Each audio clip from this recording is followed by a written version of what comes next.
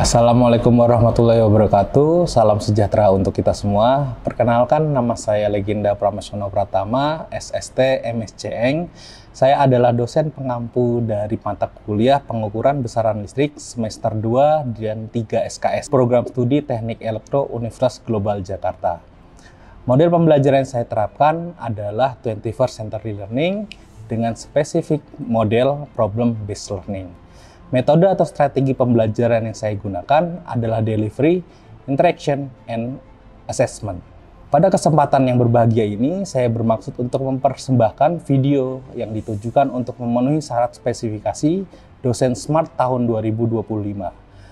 Khusus untuk penyusunan dokumen pernyataan diri dosen untuk ujuk kerja Tridharma Perguruan Tinggi atau PDD UKT PT.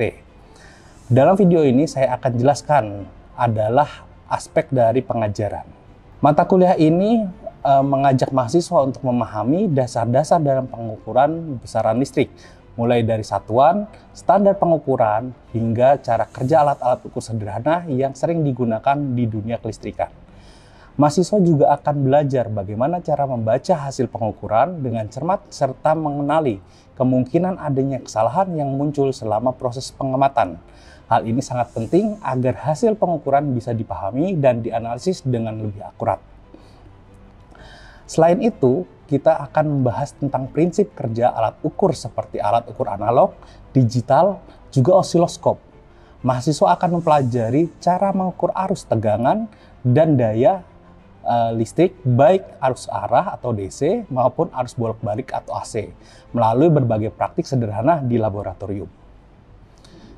Tidak hanya teori, mahasiswa juga akan dilatih untuk aktif, terampil, dan berpikir analitis dalam menggunakan alat ukur melalui diskusi, tugas, serta kegiatan praktikum kelompok. Di akhir perkuliahan, diharapkan mahasiswa mampu memahami fungsi dan dari alat ukur listrik, menggunakan alat ukur tersebut dan dengan benar, serta menyampaikan hasil pengukurannya, serta analisa secara jelas baik secara lisan maupun tulisan dengan sikap mandiri dan bertanggung jawab. Untuk capaian pembelajaran lulusan atau CPL ada 5 komponen aspek. Yang pertama yaitu menerapkan pemikiran logis, kritis, sistematis, dan inovatif dalam pengembangan dan implementasi ilmu, pengetahuan, dan teknologi yang memperhatikan nilai humaniora sesuai bidangnya. CPL 2 yaitu kemampuan mendesain dan melaksanakan eksperimen laboratorium serta menganalisa dan mengartikan data untuk memperkuat penilaian teknik. CPL 3 yaitu mampu mengidentifikasi, merumuskan, menganalisa, dan menyesuaikan permasalahan keteknikan. Dan CPL 4 yaitu kemampuan menerapkan pengetahuan inti atau core knowledge di bidang peminatan teknik elektro seperti elektronika. CPL 5 yaitu mampu menunjukkan sikap tanggung jawab dan atas pekerjaan di bidang keahlian secara mandiri. Untuk capaian pembelajaran mata kuliah ini, kita memiliki 5 capaian pembelajaran, yaitu CPMK 1, mahasiswa mampu menjelaskan sistem satuan, standar pengukuran, serta mekanis dalam pengukuran sederhana. CPMK 2 yaitu mahasiswa mampu memahami kesalahan dalam proses pengukuran listrik dari hasil pengamatan yang dijumpai. CPMK 3 yaitu mahasiswa mampu memahami prinsip dasar alat ukur instrumen penunjuk, serta CPMK 4 yaitu mahasiswa mampu memahami cara pengukuran arus, pengukuran tegangan, dan daya dalam praktik berbasis alat ukur analog, alat ukur digital, dan osiloskop. Serta yang terakhir yaitu CPMK 5, mahasiswa mampu memahami instrumen penunjuk arus bolak-balik dan instrumen searah pada praktik sederhana berbasis laboratorium. Referensi yang saya gunakan mengacu pada 3 preferensi utama, yaitu William Cooper, Electronic Instrument and Measurement Technique. Yang kedua ada Purwanto, Instrumen dan Alat Ukur. Yang ketiga yaitu mengacu pada Dirjen Ketenagalistrikan, Persyaratan Umum Instalasi Listrik 2011 atau PUIL 2011. Sistem pembelajaran yang saya lakukan yaitu pembelajaran mata kuliah pengukuran besaran listrik dilakukan dengan 2 pendekatan utama. Pertama adalah pembelajaran langsung dan pembelajaran demonstratif. Tujuannya untuk supaya mahasiswa bisa aktif terlibat dan nantinya lebih siap dalam praktik langsung di laboratorium. Untuk pendekatan langsung perkuliahan dilakukan tatap muka di kelas. Metodenya pun bervariasi, mulai dari ceramah, interaktif, diskusi, sampai penugasan yang fokus pada rangkaian sederhana menggunakan alat ukur dan instrumen penunjuk. Nah, kalau untuk pendekatan demonstratif, mahasiswa diajak untuk melihat langsung penggunaan alat ukur baik itu analog maupun digital dalam rangkaian tertutup. Kegiatan ini biasanya dikemas lewat studi kasus sederhana, tugas kelompok, praktikum, dan latihan soal mandiri. Semua laporan yang dikerjakan mahasiswa nantinya dikumpulkan secara terpusat melalui LMS Edlink JGU. Untuk pelaksanaan perkuliahan, pembelajaran mata kuliah pengukuran besaran listrik dilakukan selama 16 pertemuan. Sebanyak 14 pertemuan diisi dengan pembelajaran tatap muka yang dipadu dengan penugasan dan kuis. Begitu juga ditambah dengan tugas kelompok. Serta 2 pertemuan lainnya yang dialokasikan untuk ujian tengah semester dan ujian akhir semester. Untuk evaluasi pembelajaran ini, dalam mata kuliah pengukuran besaran listrik, proses evaluasi yang dilakukan memiliki 4 komponen utama. Yang pertama adalah kuis, tugas, UTS, dan UAS. Kuis digunakan untuk melihat sejauh mana pemahaman mahasiswa secara kognitif di setiap pertemuannya. Jadi semacam cek kemampuan rutin yang diambil dari materi yang sudah dibahas. Lalu untuk tugas, ada yang dikerjakan secara mandiri, ada juga yang dikerjakan berkelompok. Fokusnya adalah pada pengalaman mahasiswa dalam menggunakan alat ukur, seperti alat ukur analog tersebut, digital, dan juga osiloskop. Semua itu digunakan dalam menggunakan rangkaian tertutup. Sementara itu, untuk UTS dan UAS menjadi momen untuk menguji pemahaman mahasiswa secara menyeluruh. Ujian berbentuk soal tulisan yang mengukur kemampuan mahasiswa dalam membaca, menganalisa rangkaian. Baik itu arus bolak-balik atau AC maupun arus DC. Intinya, untuk komponen penilaian ini dirancang supaya mahasiswa nggak cuma paham terhadap teori, tetapi juga langsung pada prakteknya dan analisa secara nyata. Untuk bobot penilaian yang dilakukan memiliki 4 komponen, yaitu assessment sebanyak 30%, kuis 10%, UTS 20%, dan UAS 40%. Berikut merupakan video pembelajaran pengukuran besaran listrik yang telah saya siapkan. Selamat menyaksikan. Assalamualaikum warahmatullahi wabarakatuh. Kita mulai pertemuan 10 ya. Kita akan mempelajari masalah pengukuran arus dan tegangan. Ada praktikumnya nanti ada di semester 4. Jadi kemungkinan ini dasarnya teman-teman. Untuk mengetahui alat-alat apa saja yang kita gunakan saat praktik. Seperti itu. Pengukurannya bagaimana nanti akan saya sampaikan juga. Artinya kita akan ada namanya mini praktikum. Sementara atau praktikum untuk mengenal lebih bagaimana cara penggunaannya, kita akan lakukan sekarang simulasi. Ya. Oke. Dasarnya kita harus mengetahui alat ukurnya dulu. Ya. Dan saya kasih setting di depan kalian. Jadi boleh buka, ya, boleh pegang. Kalau saya nanti merasa ini perlu, ya boleh juga ya. Di sini. Kalau tidak pun tidak ada masalah. Intinya ini akan kita gunakan selama perkuliahan di teknik elektro. Nanti kalian skripsi juga akan menggunakan multimeter segala ukurnya. Mau menggunakan pengukuran di rangkaian atau pengukuran tegangan atau pengukuran pada arus, alat dasarnya ada seperti ini. Ada tapi nanti. Oke, ketika kalian sudah tahu, ya, di dalamnya ada beberapa angka yang penting. Kalau teman-teman lihat di dalamnya itu ada beberapa angka yang penting. Apa aja sih fungsi-fungsinya? Kalau teman-teman lihat di sini itu pasti akan ada namanya tabel. Tabel ini akan menghubungkan nilai-nilai tersebut ke dalam sebuah pengukuran. Nilai-nilai pengukuran yang kalian butuhkan, kalian akan dihubungkan menggunakan tabel. Ini namanya reference tabel. Ada dua warna, ada warna merah, ada warna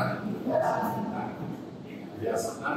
Kalau misalnya ini nanti dua-duanya berfungsi saling melengkapi. Kalau saya satu saja yang hanya di TPK, satunya menjadi TPK, maka tidak berfungsi.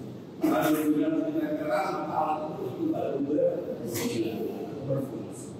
Nah, ketika kalian sudah lihat, nanti di sini ada namanya positif terminal sama negatif terminal. Kalau di sini kita sebut merah itu positif, negatifnya adalah teman-teman jangan bingung.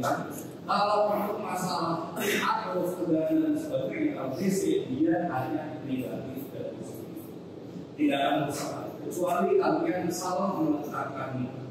Ketika kalian meletakkannya salah, biasanya harus langsung usahanya dalam arti kalau tidak dibenarkan ya.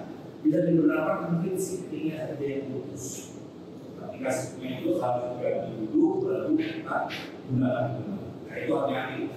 Apa yang harus dilakukan pada saat setting, apa yang dilakukan pada saat paralel. Seperti itu. Ada juga namanya di sini range selector. Teman-teman lihat di sini ada namanya range selector. Fungsinya apa? Fungsinya untuk melihat range yang kalian gunakan. Range yang kalian gunakan itu fungsinya apa? Untuk mengukur keakuratan dari sebuah pengukuran. Semakin kecil kalian mengukur, semakin kecil, maka selektornya juga akan semakin kecil. Jadi range-nya kalau kita melihat di sini, kita ambil contoh itu di resistor. Resistor ada kali 1, ada kali 10, ada kali 100, ada kali 1 juta. Artinya apa? Range-nya dari 0 sampai 1. Kalau kita taruh jadi X kali 1 atau X kali 10 artinya dia 10 kalinya, atau X 100 itu 100 kalinya, artinya range-nya dari 0 sampai 100, 0 sampai 1, 0 sampai 10. Ini seperti ini. Kalian bisa berhitungan sendiri dengan menggunakan resistor. Terus ada juga namanya di sini skala. Skala dan pointer itu adalah jarum penunjuknya. Skala itu skala pembacaannya. Dan teman-teman di sini ada tulisan kok banyak angkanya Pak. Nah itu adalah skala pembacaan. Dan dibingungkan skalanya itu apa? Skala pembacaan itu. Pointer itu apa? Pointer itu jarum penunjuk. Jadi jarum itu akan menunjukkan nilai sesuatu yang akan menjadi dasar nilai yang ada. Mau voltase, mau ampere meter, mau resistor, ya bisa diambil gitu. Nah dari sini mungkin kalau saya teman-teman ada namanya terminal positif DC. Kalau di sini hanya diputar saja ke arah tersebut. Dia bentuknya apa? DC atau AC? Putar ke atas. Kalau kita mainan seperti ini, kita mainnya di DC. Artinya apa? Kita sudah punya rangkaian seperti ini. Bagaimana kita mempraktekkan? Ya seperti itu. Kalian menganalogikan gambarnya seperti ini juga. Di mana nilai ini kita paralel. Paralel artinya ada dua tempat di sini terhubung secara bersamaan. Jadi harus bisa lewat sini, bisa lewat ke sini secara langsung. Yang ini kita kurang nilainya, kita kurang dengan nilai multimeter. Kita dapatkan nilainya, kita dapatkan secara pengukuran parameter untuk mendapatkan nilai dari perjalanan yang lewat dalam sebuah tambahkan.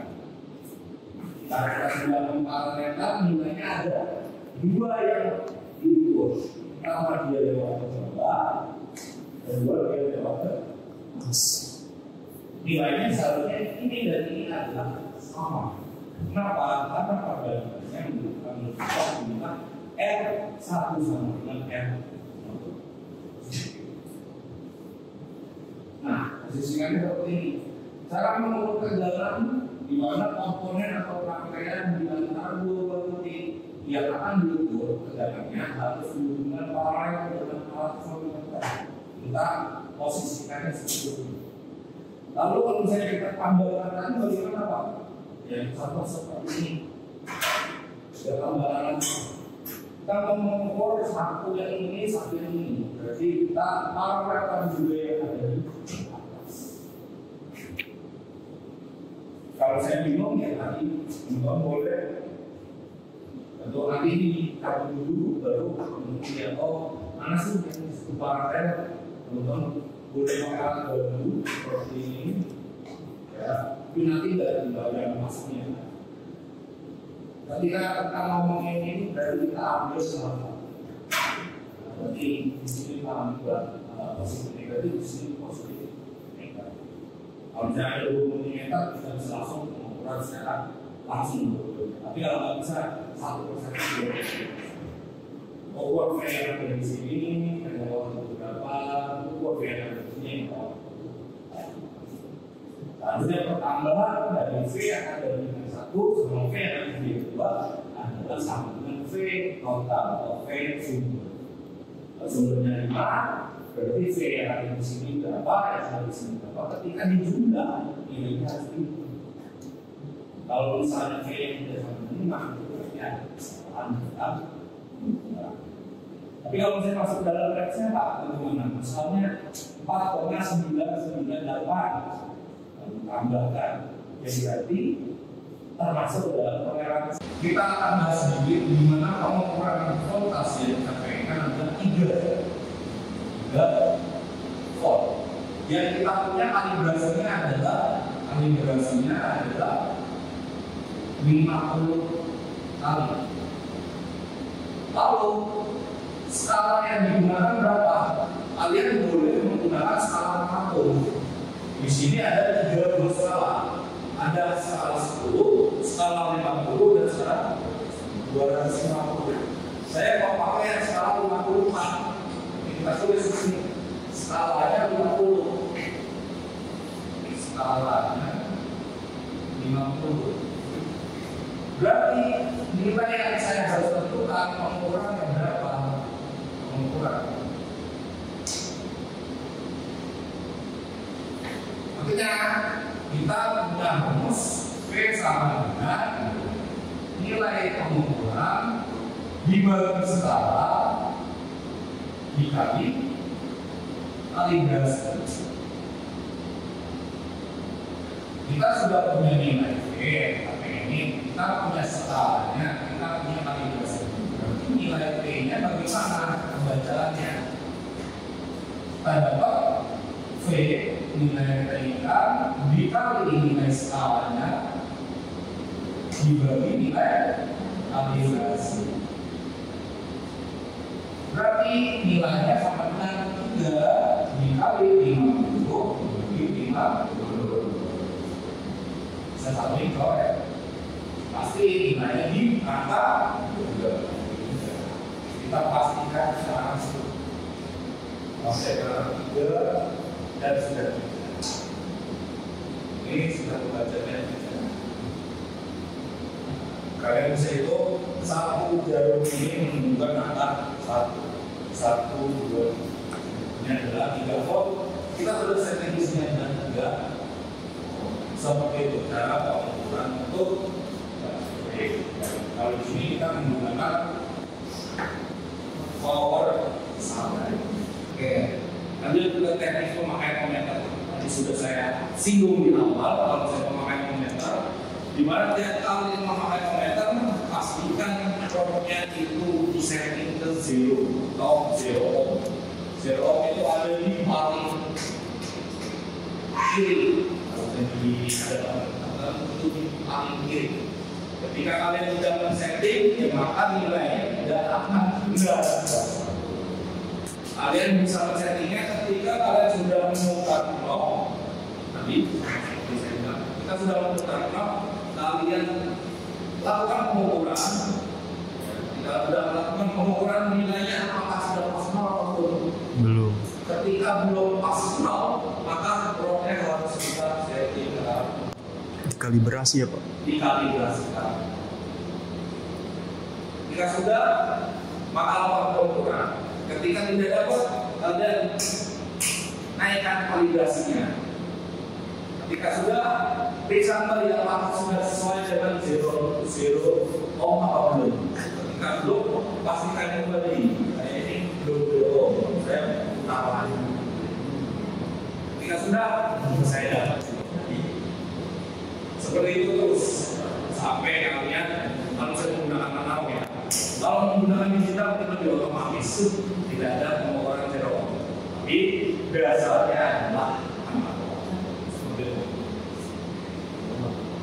Contoh soal di mana misalkan kita memiliki sebuah rangkaian seperti ini, jika nilainya adalah sumbernya 1,5 volt, yang satu itu sebesar 15 kilo, yang satunya 15 kilo, RN-nya tanah dalamnya itu adalah 50 ohm, RN sampai R2 sampai 50 ohm, dan meter RXD itu sama dengan 50 kilo ampere. Tentukan pembacaan skala pada 0,5 RXD dan tentukan hambatan baru sehingga R2 harus disesuaikan jika tegangan turun menjadi 1,3. Sepertinya susah ya. Tapi kalau teman-teman lihat sebenarnya penyelesaiannya mudah. Mana nilainya kita akan dapatkan dari sini. RXD 0,5 dengan T-nya 1,5 volt. Dan berdasarkan nilainya awalnya seperti. Untuk V dan I kali RM, berarti arus dalam dikalikan dengan R dalam sini, ada di sini. I yang ada di sini kali dengan dalam 1,25 mV. Itu yang masuk ke dalam sebuah multimeter. Kita sebut dengan multimeter. Lalu ketika sudah kita dapat I2-nya, I2-nya sama dengan PN per R2. PN tadi kita dapatkan 1,5, 1,25, R2-nya kita dapatkan tadi 50 ohm. Kita dapatkan dapat 25 mikroampere. Dari sini kita masukkan ke IB berarti yang ada di sini. Berarti arus yang ada di sini sama di sini sudah sama. Jika sudah sama, maka IB-nya kita bisa dapatkan IB sama dengan 1 I2 ditambah IN. Pertambahan yang ada di sini, arus yang ada di sini sama arus di sini, harusnya adalah arus mengalir total. Berarti I2 itu 25 mikroampere, IN-nya sama dengan dapat 25 mikroampere, ditambah ini sama dengan 50 mikroampere. Pertama gampang. Ini kita harus cari dulu V-nya, berdasarkan V-nya, kita bagi nilainya di sini. Ketika sudah ditambahkan ini sama dengan I totalnya 50 mikroampere, maka kita dapatkan Rx sampai ada 1 sama dengan nilai dari E-nya. Maka kita dapatkan 30. Lalu dari sini kita dapatkan R 15. Nah, ini yang kita gunakan nilai yang ada di. Terus pada ukuran lainnya, maka kita dapatkan nilainya yaitu 68,18 ohm. Kita dapatkan di R2-nya karena ini kita ada. Jika kita sudah dapat nilainya bisa dilihat di sini sebenarnya. Cara ini sama cara ini sama. Yang membedakan hanya V-nya. V-nya ini 1,5 ya 1,3. Jadi mau kita turunkan ke berapapun, ketika kita tahu rangkaian kita mengerjakannya artinya sama. Seperti ini. Begitu. Jika turunkan ke 1,3 maka R yang harus ada itu berapa? Dari sini ada pertanyaan. Ini contoh soal sudah ada. Kalau misalkan ada lebih lanjut, kemungkinan besar ini ada di UAS juga. Jadi mau teman-teman harus mengajar sudah. Sampai sudah mau ditanyakan? Baik, kalau tidak ada juga ada masalah, kita akhiri. Wassalamualaikum warahmatullahi wabarakatuh. Itulah cuplikan dari proses pembelajaran serta penjelasan singkat dari salah satu mata kuliah yang saya ampu, yaitu pengukuran besaran listrik pada program studi Teknik Elektro Universitas Global Jakarta. Penyusunan video ini merupakan bagian dari dokumen pernyataan diri dosen dalam unjuk kerja Tridharma Perguruan Tinggi PDD UKT PT. Saya sampaikan terima kasih yang sebesar-besarnya kepada tim penilai dan seluruh panitia penyelenggara sertifikasi dosen tahun 2025. Ucapan terima kasih juga saya sampaikan khususnya pada LLDikti Wilayah 4, Jawa Barat dan Banten, serta Direktorat Sumber Daya Kemendikti Saintek.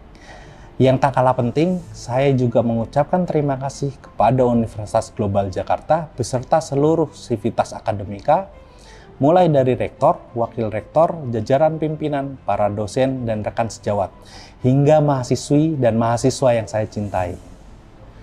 Terima kasih atas perhatian dan dukungannya. Sekian informasi yang dapat saya sampaikan. Kurang lebihnya mohon maaf. Wassalamualaikum warahmatullahi wabarakatuh.